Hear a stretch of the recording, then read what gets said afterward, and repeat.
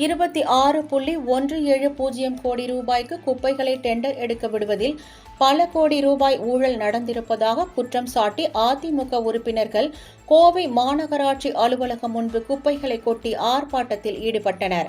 கோவை மாநகராட்சியில் 2025-26 ஆண்டிற்கான நிதிநிலை அறிக்கை தாக்கல் செய்யப்பட்டது. மேலும் சாதாரண மாமன்ற கூட்டமும் நடைபெற்றது.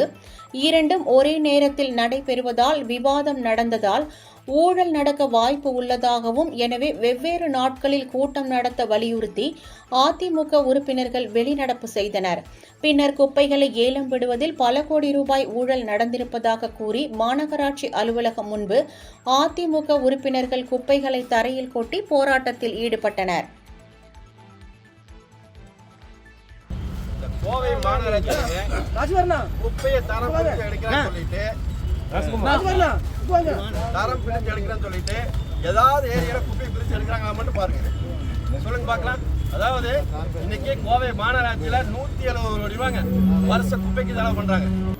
நகரின் நடுப்பகுதியில் இருக்கிற லேஅவுட்டுக்குள்ளே போய் கோவை புதூர், பீளமேடு, கவுண்டம்பாளையம் அங்கெல்லாம் போய் கம்போஸ்ட் கட்டுறாங்க. கிட்டத்தட்ட 10 கோடி ரூபா செலவில். இப்போ வெள்ளலூரில் மின்சாரம் தயாரிக்கப்படும் சொல்கிறாங்க. அப்போ அப்படி இருக்கும்போது இந்த குப்பையில் நேரம் அங்கே கொண்டு வைக்க வேண்டியது. குப்பையிலேருந்து மின்சாரம் தயாரிக்கப்படும் பெருமையாக சட்டசபையில் பேசினாங்க, உள்ளாட்சி அமைச்சர் பேசினாங்க. அப்போ இந்த குப்பை இங்கேயே கட்டுறாங்க ஊருக்குள்ளே, அங்கே கொண்டு பண்ணிக்கலாம்ல.